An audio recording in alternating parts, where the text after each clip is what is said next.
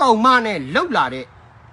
မင်းအောင်လှိုင်သားရဲ့မိန်းမနဲ့လှုပ်လာတဲ့ရဲအုပ်တွေပါငါနဲ့အဆက်အသွယ်ရှိမင်းတို့မှတ်ထားဟုတ်ပြီလားโอเคအော်ခင်ကြီးချီတော်တင်လေးကိုရပြီးတော့မင်းအောင်လှိုင်တမိသားစုလုံးပျော်ရွှင်ပြီးခင်ကြီးနဲ့မင်းတို့ပေါင်းပြီးတော့တိုင်းပြည်ကိုဂွင်ရိုက်တယ်ကွာမြလွန်းတာပေါ့ငါအကုန်သိတာပေါ့ဟဲ့ကောင်ဟိုကောင်လေးဖြိုးပြစုံအောင်လားပါမင်းမိန်းမကိုအသေးချာမင်းစစ်ကြည့်ပါဦးမင်းမစစ်တိုင်ငါစစ်ပေးမယ်ငါစီလွတ်လိုက်ဟုတ်ပြီလားငါတကယ်ပြောတာနော်ဒါ information နော်ဒါဘူတန်းရွှေလက်ထက်တော့လည်းအဲ့လိုလှန်ခဲ့တာပဲမှတ်ထားဦးမင်းတို့ပေးခြင်းတဲ့ message ကအဲ့လိုလုပ်ကြလိမ့်နောက်ဆုံးပြေးမယ်ကမ်ဘောဒီးယားမှာ1000နာပြီးစောက်ကြည့်မယ်ဘယ်လောက်တောင်လားလူ360စာခရိုနီတွေပါသေးတယ်တချို့ခရိုနီအားလုံးတော့မဟုတ်ဟုတ်ပါလားမိသားစု360ဒါဆိုရင်အောက်မှာထမ်းဆောင်နေတဲ့စစ်သားတွေအရာရှိတွေအရာခံတွေအကြက်တက်သားတွေဘိုးတွေဘိုးမှုတွေဘာဖြစ်သွားပြီလဲဟိုကောင်ပြေးပြီလေဟိုကောင်စစ်ပြေးလာရှိုးတိုက်မှုစစ်ပြေးဟိုအဟောင်းကအဖမ်းခံထားရတယ်အဲ့ဒီစစ်ပြေးကရွှေလီကိုကူးသွားလို့တရုတ်ဖမ်းထားတယ်ငါဒါပြောတယ်လေငါတဲ့မမှားဘူးတူတိုင်မှုတည်သွားတယ်ပြောတယ်လေမနေ့ကလည်းတင်ပြတယ်ဟာတင်ပြတဲ့အချိန်မှာ graphic တွေပါတယ်အဲ့ဒီ graphic အကြောင်းလည်းပြောအောင်အာဆာကရခိုင်မှာစစ်ရှောင်းငါ9ဦးလို့ပြောတယ်ဘာဖြစ်လို့10ဦးဖြစ်နေတာလဲဆိုကားမောင်းသမားပါပြစ်တတ်လို့လိုက်ပါသူ9ဦးမှာမောင်တော်ဒေတာမွတ်စလင်2ဦးပါပါတယ်ဟုတ်ပလားကားမောင်းသမားနဲ့ဆိုရင်10ယောက်မင်းတို့တည်င်းကိုအသေးချာကြည့်တတ်မြင်တတ်စဉ်းစားတတ်ဖို့လို့ကားမောင်းသမားကိုပြစ်တတ်ပြီးဆွဲချနေတာမင်းတို့တွေ့တယ်အဲ့ဒါကြောင့်အဲ့ဒီမှာသူတို့က community standard ရကာဗာလုပ်လိုက်တာ哦အတန်မဲကြားရတယ်ရုပ်မမြင်ရဘူးကြည့်လို့မရဘူးဆိုတော့မင်းတို့ Facebook ပေါ်တာဘယ်လောက်ကြာပြီလဲကွာအဲ့လောက်တုံးကြရဲ့လားကွာအဲ့လိုတုံးနေတဲ့အတွက်စစ်တပ်ကမင်းတို့ကိုခေါင်းရောနေမီဖင်မာချနေတာကွာအားလုံးပဲမင်္ဂလာပါ Miss Nyama New Channel မှာຫນွေဦးတော်လာရေးတည်များကိုနားဆင်နိုင်ရန်အတွက် like and subscribe လုပ်ထားပေးပါရန်တောင်းဆိုအပ်ပါတယ်အားကြရအောင်ဦးနေဝင်းက Federal ပြည်နယ်တွေထောင်ပြီးခွဲထွက်သွားမှာဆိုလို့တဲ့အာနာသိန်းတာတဲ့အဲ့ဒါအာနာသိန်းရဲ့ရေတောင်းမြင့်ဟုတ်ပြီနော်သိန်းလိုက်တယ်ပေါ့โอเคဖြတ်တန်းလာတယ်88မှာမြန်မာနိုင်ငံရဲ့အချုပ်ချာအာဏာအတွက်အာဏာသိမ်းတာတဲ့ဟာ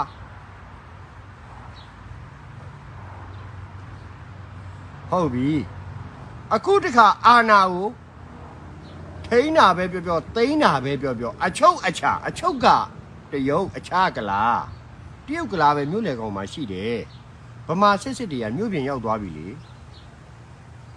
ကျွန်တော်ပြောနေလေမင်းတို့ပြောတဲ့အချုပ်ချာဆွေးနွေးပွဲတိုင်းမှာအချုပ်ချလို့ပြောပြီးတော့အဲ့ဒီပြောတဲ့စစ်တပ်ကတရုတ်ကလားတွေနဲ့ပဲအလုပ်လုပ်နေတာလေစီးပွားရေးကိုလေရင်စီတင်သွင်းတာလဲတရုတ်ကလားပဲ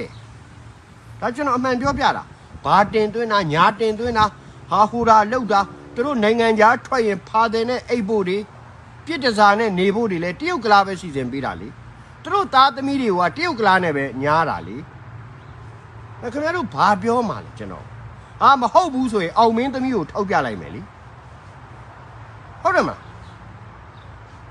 ကလားပေါင်းစုံသွားလို့ဗျာကျွန်တော်တော်တားယူရတယ်ဗျာနယူးယောက်မှာဒါကျွန်တော်အမှန်ပြောတာရဲလေးဆိုတာတိတိလေးဒီကောင်ကရဲလေးဆိုတဲ့ဒီကောင်တိတိလေးဖြစ်သွားပြီဒါကျွန်တော်မှန်ပြောတာကျွန်တော်လူကိုယ်တိုင်တွေ့လာတာလူကိုယ်တိုင်စကားပြောလာတာဗျဟာဒီလောက်ကြီးတော့မလုံနဲ့ငါတို့တိုင်းပြည်စောက်ချက်တွေဘောင်းစုံကွဲပါမယ်အဲ့လိုပြောယူရတယ်ရခိုင်နေလုံလို့လားကရင်နေမွန်နေရှမ်းနေကချင်နေလုံလို့လားချင်းနေလုံလို့လားမဟုတ်ဘူးနော်ပြောချင်တာကဒီကောင်ကလားမုံလို့တရုတ်မုံမဟုတ်ဘူးအဲ့ဒါကိုပြောတာမဟုတ်ဘူးနိုင်ငံခြားသားတရုတ်ကလားကိုပြောနေတာ ဗမာပြည်ကတရုတ်ကလာကလည်းဒလန်အဲ့ဒါလည်းမှတ်ထားအောင်အဲ့ဒလန်အစ်စ်တွေတရုတ်လူကုန်ကူးတာလေတရားမှလက်ထိတ်ခတ်လို့မရအောင်လူကုန်ကူးတာကျွန်တော်ကသေးသေးချာချာအသေးစိတ်သိတယ်လူတရုတ်ပြည်ကိုလည်းမြို့ပေါင်း40လောက်ရောက်ခဲ့တဲ့လူအဲ့မှာလူကုန်ကူးခံလိုက်ရတဲ့ကျောင်းဆရာမတွေစရေးမတွေအကုန်လုံးကိုကျွန်တော်မေးကြည့်တာဗမာတယောက်ကခင်ဗျားတို့မျိုးချစ်တယ်လေခင်ဗျားမျိုးချစ်လို့ခင်ဗျားတို့ဗမာကိုကျွန်တော်ပြောတာနော်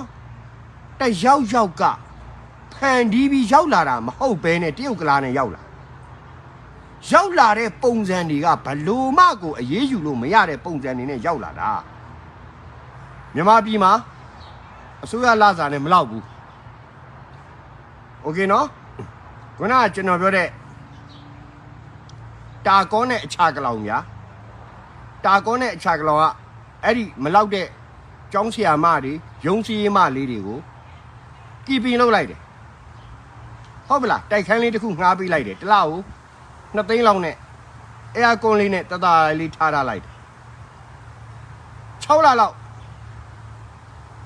2သိန်းပေးပြီးတော့ဝင်အိတ်နေလိုက်တယ်တစ်လား2သိန်းနဲ့ပြီးတော့တရုတ်ပြည်ကအဆက်အသွယ်နဲ့ချိတ်လိုက်တယ်ဟိုမှာငါဖွင့်ထားတဲ့ကုမ္ပဏီရှိတယ်မင်းအစည်းအဝေးသွားတက်ရမယ်မင်းအတွက်လေလက်မှတ်ဖြတ်ပြီးဒီမှာစာတန်းတွေအကုန်ရှိတယ်အစည်းအဝေးရောက်ရင်မင်းဘာတွေပြောရမယ်ငါတို့ဘာတွေလုပ်ရမယ်ဆိုတော့ခက်တီတီနဲ့ဂျင်းထည့်လိုက်တာဟိုရောက်တော့ပြန်မရတော့အဲ့ဒါမျိုးကျွန်တော်အများကြီးတွေ့တယ်ဖမ်းလို့ကိုမရဘူးသူ့ဘာသာသူလေမော်တက်ပြီးဟိုရောက်ပြီးတော့ဟိုဘက်ကအစည်းအဝေးဆိုပြီးတော့သွားတော့မှတရုတ်နဲ့ညားကုန်โอเคအလေတန်းပြတွေအထက်တန်းပြတွေတက်ကတူဆီယာမတွေတောင်ပါတယ်ဒါကျွန်တော်အမှန်ပြောတာကျွန်တော်အဲ့လောက်သိတယ်ဗျအချက်လက်တွေလည်းရှိတယ်ဗျဘာအချုပ်ချအာဏာလဲလို့မင်းအောင်လိုက်ကဲဖတ်ရှင်းအောင်အခုကိုလှိုင်းဆိုတဲ့ကောင်လဲကျွန်တော်သိတယ်ခင်ဗျားတို့ကျွန်တော်ရှော့မတွက်နဲ့ဘာကြောင့်စစ်တပ်တွေကထွက်သွားတာဘာကြောင့်ထွက်သွားတာလဲစစ်တပ်တွေကတော့ကျွန်တော်မေးကျန်တဲ့လူမေးခင်ဗျားတို့သတင်းချက်လက်လွဲသွားမယ်သူများမရကြာကူလီရိုက်လို့ထွက်အခုဝင်ကြီးဖြစ်ရှင်းလားဒါပေမဲ့ဒီကောင်ကစာတတ်တယ်ဒီကောင်အင်္ဂလိပ်စာဘာညာတတ်တယ်ဒါပေမဲ့ကျွန်တော်ကတော့ right turn နဲ့ပတ်သက်ရင်တော့ဒီကောင်ခွေးလေးကြပိုးလောက်ထားတာလက်တွေ့စပွဲပေါ်မှာချပြီးရေးမလားဆိုရင်ခွေးလေးကြပိုးလောက်ထားတာကျွန်တော်ကဟုတ်ပြီလားကမ်ဘောဒီးယားသွားတယ်အကြောင်း3ပါးနဲ့သွားတယ် BBC VOA ကြီးညာတာမှားနေသူတို့အတွင်းသတင်းမရရရင်လည်းသူတို့ကြီးညာလို့မရဘူးသူတို့ရဲ့သတင်းဌာနပြဿနာကသူတို့ကဲ့သို့သောအခြားသတင်းဌာနများရရှိမှသာလျှင်ကြီးညာသည်အဲ့ဒါမှတ်ထားအောင်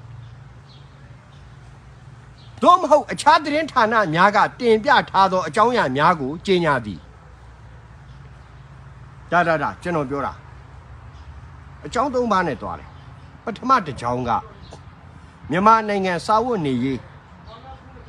ပြည်သူစားနပ်ရိက္ခာမလုံလောက်တော့ဘူးအဲ့လိုမလုံလောက်တော့တဲ့အတွက်ကမ်ဘောဒီးယားအညံ့ဆုံးဆန်ကိုဝယ်သွင်းပြီးတော့ဗမာပြည်မှာရှိနေတဲ့အနှိမ့်ဆုံးဈေးနဲ့ကိုက်ညီမဲ့ဆန်ရဖို့အတွက်ဆွေးနွေးတယ်တစ်ချက်ပြောပြနှစ်ချက်မြန်မာနိုင်ငံဖြစ်ပွားနေတဲ့အခြေအနေတွေကိုအာဆီယံမှာကမ်ဘောဒီးယားကထိုးဖောက်ဝင်ရောက်တိုက်တွန်းပြီးတော့လုံနိုင်သမျှစွမ်းဆောင်စွာလုံနိုင်ပေးဖို့နံပါတ်3အချက်ကမြန်မာပြည်မှာဖြစ်နေတဲ့အခြေအနေတွေမကောင်းတော့ဘူးဆိုရင်ပထမ step အနေနဲ့ခိုးလှုံဖို့အတွက်ကမ်ဘောဒီးယားနိုင်ငံကယာယီနေရာပေးဖို့ဘာဖြစ်လို့ကမ်ဘောဒီးယားကိုယာယီယူလဲဆိုတော့ထိုင်းကိုမပြေးရဲဘူးထိုင်းကအမေရိကန်နဲ့ချိတ်ထားတာလေကမ်ဘောဒီးယားတရုတ်နဲ့ချိတ်ထားတယ်ဘာပဲပြောတရုတ်ကိုဒါရိုက်သွားရင်တော့တရုတ်ကလိုချင်ထိုးကျွေးလိုက်တာလေတရုတ်ကဖဲသမားလေ right ဒီကဘာလုံးကိုသူကကလိန်ကကျစ်နဲ့ဖဲရိုက်နေတဲ့ကောင်လေသူတို့ကပါရိုက်လိုက်မှာကြောက်လာအခုအရိုက်ခံနေရပြီလေဆိုတော့ပေးခြင်းတဲ့ message ကအရန်ရှင်းတယ်ဗျာကျွန်တော်ပေးခြင်းတဲ့ message ကဘယ်လိုပြောရမလဲကမ်ဘောဒီးယားမှာယာယီခိုလုံဖို့အခြေအနေတွေလည်းပါတယ်ဟုတ်ပြီနော်ပထမအဆင့်ကို မြန်မာနိုင်ငံစားနပ်ရိက္ခာမလုံလောက်တော့ဘူးသူတို့အားလုံးတွက်ပြီးပြီကမ်ဘောဒီးယားကအညံ့ဆုံးခြံနဲ့အညံ့ဆုံးကောက်ပဲတီးနဲ့တင်သွင်းဖို့ဟုတ်ပြီနော်ဒုတိယအချက်ကျွန်တော်ထပ်ပြောမယ်အာဆီယံမှာကမ်ဘောဒီးယားအနေနဲ့ရသလောက်ထိုးဖောက်ဝင်ရောက်တိုက်တွန်းပေးဖို့တတိယအချက်အနေနဲ့အဲ့ဒီနှစ်ခုလုံးဘလူမှမရတော့ဘူးဆိုရင်ဘာဖြစ်လို့လဲလို့ကျွန်တော်ပြောနေတာဒီကောင်တွေခိုးလုံရရှာနေတယ်လို့ကျွန်တော်အရင်ရေးဘူးတယ်လေကျွန်တော်အမှန်တိုင်းပဲပြောတယ်ကျွန်တော်အမှန်တိုင်းပြောတယ်ကျွန်တော်မညာဘူးဆိုတော့အခုဖြစ်သွားတဲ့ပြဿနာတွေကိုလေကျွန်တော်ရှင်းပြမယ်ပသိမ်တက်ကတူကဆရာမတယောက်သူ့ယောက်ျားဘုံမှုတွေဟာအဖြူမိုးရဘူးဆိုလို့သူ့ယောက်ျားကိုဘာလုပ်လိုက်လဲဆိုတော့သူ့ယောက်ျားရဲ့စွတ်ကြဲကိုအတွင်းကန်ဘောင်းဘီဖြစ်လက်နဲ့တီချုပ်ပြီးတော့ယောက်ျားရဲ့တဲ့ရောက်တဲ့နေရာမှာတနတ်ဖောက်ပြီးဆိုတာနဲ့အလံပြူထောင်ပါတဲ့ဟုတ်ပြီနော်ဘာဖြစ်လို့လဲဆိုယောက်ျားအဲ့ဒီမှာအဖမ်းခံထားရလဲကျမဘာမှမဖြစ်ဘူးတဲ့တစ်ချိန်ပြန်ဆုံနိုင်သေးတယ်တဲ့အခုကကိုပေါ်မှာအဖြူဝတ်မရတော့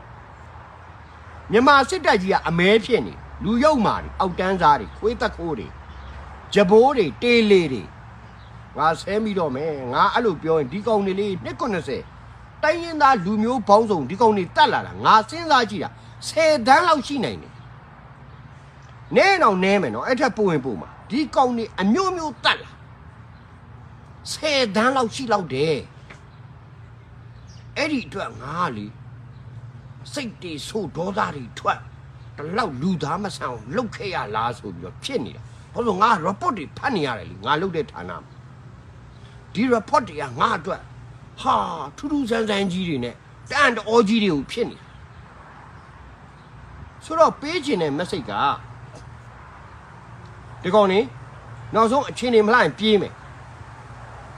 စိတ်ချပြေးဖို့အတွက်ဗမာတပြည်လုံးကလူထုပိုင်ဆိုင်ခွင့်ဥစ္စာကိုပါတခါတည်းတည်သွားအောင်မှာဘာဖြစ်လို့သူ့သားကိုတမမဆိုင်900ပေးလိုက်တယ်ခဏိတမမဆိုင်900ရဲ့လီလံအောင်တဲ့လူချပေးရမယ်ဗဟိုဘဏ်ကချပေးရမယ်ပတ်စံကဘီလီယံ200တဲ့ဘီလီယံ200ဟိုကောင်ပတ်စံတပြားမပါသေးဘူးနော်အဲ့ဒီကောင်ကြောင့်လည်းပြောပလိုက်ကိုမင်းမိမခင်ကြီးဘေးမှာနေခဲ့တာပါကွာတပွင့်နဲ့ရဲအုပ်လေးပါကွာမင်းမို့လို့ယုံတာကွာခင်ကြီးဘယ်နှခါအိတ်ခဲ့လဲဖြိုးပြည့်စုံအောင်ရဲ့ငါခင်ကြီးကြောင်းသိနေတယ်ကွာမင်းကခင်ကြီးစားပြီးသားအစားအသောက်ကိုထပ်စားနေတာဒီလောက်ပဲပြောနိုင်အဲ့ဒီအရေးကြီးလို့ကျွန်တော်ထပ်ပြောတာကျွန်တော်သတင်း information လည်းပေးခြင်းနဲ့ logic လည်းပေးခြင်းအဲ့ဒီတော့ကျွန်တော်ဒီ live show တက်လာတယ်ပေါ့ဗျာကဲ live show မှာကျွန်တော်စောင့်လိုက်ဦးမယ်ဆိုတော့ကျွန်တော်ပြောရင်တော့ကျွန်တော်ကသတင်းအချက်လက်တွေနဲ့ခိုင်ခိုင်မာမာပြောတတ်တယ်ပြီးတော့ကျွန်တော် philosophy ဘိုင်းဆိုင်ရာ logic ဘိုင်းဆိုင်ရာကိုကျွန်တော်ပြောတတ်တယ်ဟုတ်လားကျွန်တော်သဘောကျတယ်ကျွန်တော် CIA တဲ့ဟုတ်ပါတယ် CIA ဆိုတာလေသူတို့တော့မသိဘူး Central Inner Affection လို့ခေါ်တာပေါ့ဗျာနှလုံးသားဗဟုတွေကနေတော့တကယ်ချစ်မြတ်တာရှိတဲ့လူချစ်မြတ်တာတကယ်ရှိတဲ့လူကျွန်တော်အဲ့လိုနားလဲတာဟုတ်လားကျွန်တော်ဒီနေ့ကောင်းပြောပြမှာကျွန်တော်မဆဲဘူးကျွန်တော်ကရန်သူကိုရန်သူလို့ဆက်ဆံတယ်မိတ်ဆွေကိုမိတ်ဆွေလို့ဆက်ဆံတယ်ကျွန်တော်အပြင်မှာတွေ့ဘူးတဲ့လူတွေအားလုံးသိတယ်ဟုတ်လားဒီနေ့ကဗျာကျွန်တော်ဂါရန်လေးတွေကျွန်တော်ရေဖြန်းအပင်လေးတွေတီးပွက်နေတာကျွန်တော်လည်းမစားဘူးဒီနားမှာဖုံးကြောင်းရှိတယ်သူတို့ဈေးပွဲတော့လုပ်ရင်ကျွန်တော်ဥယျာဉ်အဲ့ဒါသူတို့ဈေးပွဲတော့ပဲအကုန်ခုအကုန်ကြော်အဲ့ဒီမှာရောင်းတာကျွန်တော်အဲ့လို open ကျွန်တော်ဝါသနာပါတယ်စိုက်ပြီးတော့အပင်လေးတွေကိုကြည့်နေတီးပွင့်နေတာတွေကိုကြည့်နေ ဒီသဘောပါကျွန်တော်စိုက်တာလဲထူးခြားကြီးတွေမဟုတ်ဘူးနော်ခင်ဗျားတို့အံ့သွားမယ်ကျွန်တော်အိုးလေးတွေနဲ့ထည့်စိုက်တာစားမနိုင်ဘူးဗမာပြည်အဲ့လောက်ကိုပြင်းတယ်ကျွန်တော်ပြောတာ veranda garden မလုပ်ကြဘူးအိမ်ရှိက veranda လေးမှာအိုးလေး10မျိုးအိုး10လုံးရှာလိုက်ဗျာအိုး10လုံးကိုခင်ဗျားတို့ဗမာပြည်မြေကြီးပေါ်တယ်ဗျာအဲ့မြေကြီးလေးတွေထည့်ပြီးတော့ခင်ဗျားတို့အစီလေးထည့်တာ10မျိုးထည့်10မျိုးစားပြီးရင်ခင်ဗျားတို့လမ်းဘေးမှာပစ်ထားတဲ့ Pepsi ဘူးကွန်တွေအချွေဘူးကွန်တွေကိုဇောက်ထိုးဆွဲအဖုံးလေးကိုနည်းနည်းလေးဟနော်ဖင်ကိုဖြတ်ကျိုးလေးနဲ့ချိတ်ပြီးတော့ရေလေးလောင်းထည့်တာတစ်စက်ကြနေပူတောင်းကြီးထွားတယ်ဒါကျွန်တော်အိမ်နောက်ကဘူးပဲတစ်ပင်ပေါ်ဟိုကျွန်တော်အိမ်နောက်ကတစ်ပင်ကြီးပေါ်တက်နေပြောလို့ပဲကျွန်တော်လှုပ်ထားတယ်ဆိုတော့ပေးခြင်းနဲ့information တွေလည်းကျွန်တော်ပေးခြင်းတယ်ကျွန်တော်သတင်းချက်လက်3ခုပြောပါမယ် philosophy တစ်ခုပြောပါမယ်ဟာကျွန်တော်ကအစိုးရဖြစ်ချင်တာလည်းမရှိဘူးကျွန်တော်ဝန်ကြီးဖြစ်ဖို့လည်းမရှိဘူးဗမာပြည်ကဝန်ကြီးဗျာ25သိန်းဗျာကျွန်တော်စိတ်ညစ်တယ်ခင်ဗျားတို့မလို့ပြောရတယ်ဗျာမြန်မာငွေ25သိန်းကျွန်တော်သွားစဉ်းစားမလားဗျာဟိုအက်တစ်နဲ့ပြောတာနော်ကြံတဲ့ဟိုပါမစ်တွေနဲ့ခိုးတာတွေတော့ကျွန်တော်မသိဘူးသူတို့ယူတာတွေရဲ့ဟိုလစဉ်ဝင်တဲ့နှုံးထားတော့ကျွန်တော်မသိဘူးဒါပေမဲ့ပိုင်ဆိုင်မှုတွေတချို့ကိုတော့ကျွန်တော်သိတယ်နော်ဆိုတော့တိုက်ခဲ့တဲ့ကျွန်တော်ရဲ့တိုက်ပွဲလမ်းကြောင်းကဘိုခင်ညွန့်လည်းကျွန်တော်တိုက်ခဲ့တာပဲဘူတန်းရွှေတို့လက်ထက်မှာလည်းကျွန်တော်တိုက်ခဲ့တာပဲဦးသိန်းစိန်လက်ထက်မှာလည်းမမှားတာမမှန်တာကျွန်တော်တိုက်ခဲ့တာပဲဒေါ်စုလက်ထက်မှာလည်းကျွန်တော်တိုက်ခဲ့တာပဲနော်ကျွန်တော်ကပြည်သူဘက်ကရှိနေတဲ့သူတယောက်ဗျနော်ပြည်သူဆိုတာခင်ဗျားတို့ကရန်ကုန်မန္တလေးကိုစဉ်းစားနေတာကျွန်တော်တပြည်လုံးကိုစဉ်းစားတာဟုတ်ပြီလားဗမာတွေရဲ့ခေါင်းထဲမှာပြည်သူလို့ပြောလိုက်ရင်ရန်ကုန်မန္တလေးပဲခူးလောက်သူတို့ကအဲ့လိုတွေးတာဟုတ်လားရန်ကုန်မြို့ကြီးမိထိန်သားနေတယ်မန္တလေးမြို့ကြီးမိထိန်သားနေတယ်တခြားတိုင်းရင်းသားဒေသမှာအဲ့လိုရရဲ့လားဒါကြောင့် Federal လီ